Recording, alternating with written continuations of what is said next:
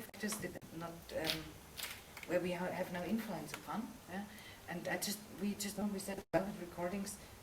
That's something we can do in any case with whatever type of set we can manage to create here.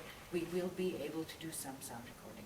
It's also a luxury, to be in a place for 1 week where we can really concentrate on that. We don't have to think about all the other jobs that we usually do. There's also, our main communication was with you, or is with you from the Velvet, but it also meant it happened here. Yeah? So we didn't have to go anywhere. It's kind of concentrated and easy to focus when you're not, at least for me, when I'm not at home. Yeah? Because I kind of completely close myself into that one situation if I want, and if I need a break, or a walk, or to the seaside, or I did thinking what I mostly do when I'm working with sound. I'm not a musician. I'm also really. But you have a wonderful voice. You just go somewhere. Yeah, but I'm a horrible singer. So what I do is I'm really playing in terms of like kids play. You give me something and I start how it works. I usually work with my tiny little computer, and my fantasy is to play this PD. I don't know if you've heard software, and play it with a classical instrument. We will probably show you later how it works. It's basically it's like I don't know, like or these things where you can put things together and something happens to the sound, generate sound, and you can process sound. But what I don't like is when I see this, how do you call that, these laptop orchestras. You have like and they all sit, sometimes I've even seen it like with their backs to the audience, and sit hidden behind their screens in this kind of palish light, and they all have nothing. You have no idea what's happening. You hear some sound, you have no relation. Is this coming from a computer or from this computer? What's even happening? Are they doing?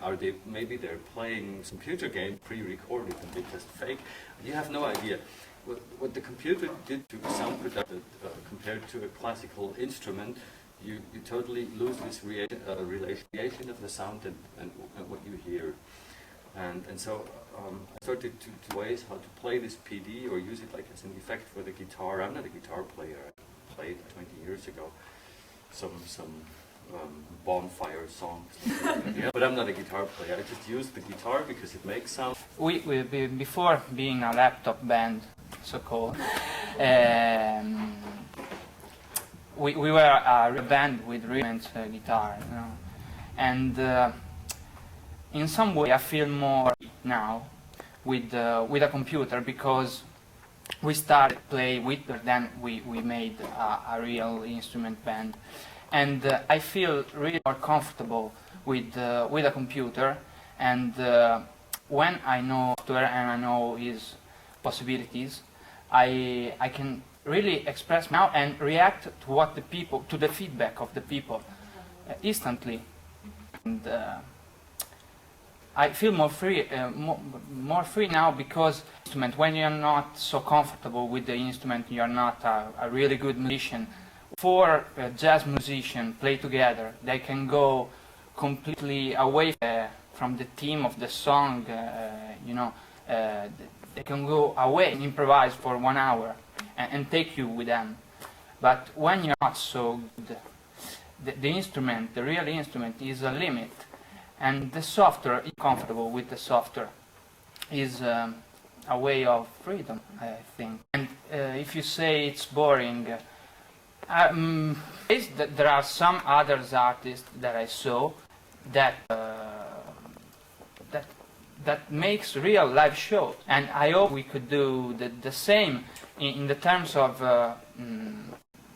feedback. You give something to the people, and people, you see how they react, and that's all. I mean, that's all a performance could be and should be.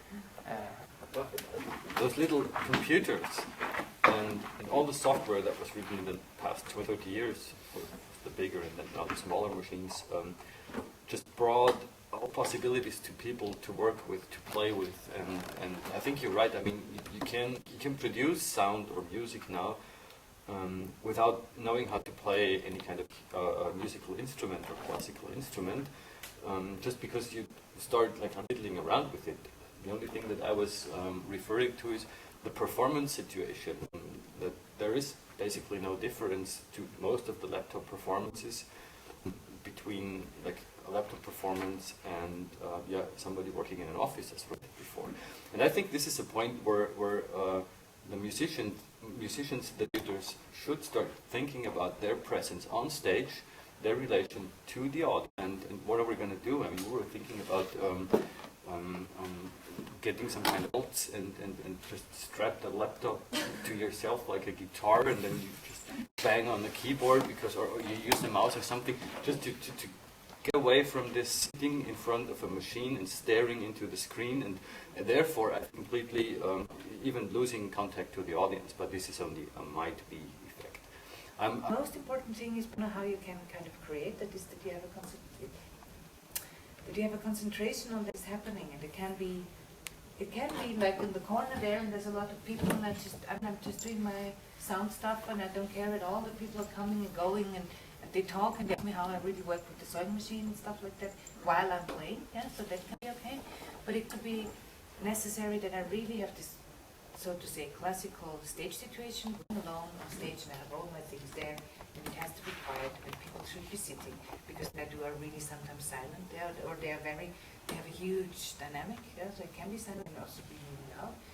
It really depends on what I want to do.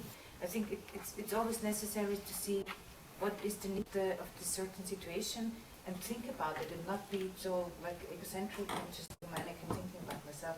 And that this is a surrounding in which any type of expression can work. Because otherwise, you know, if you play somewhere and nobody's listening, I care about the audience in the sense of I don't do it because I want to please anybody. Yeah? I think in that moment that it's necessary to do it, and I try to do it focused and concentrated and direct as I can. Motivation is not to please, and it's not to entertain. My motivation is really to think in the way how I can think with sound.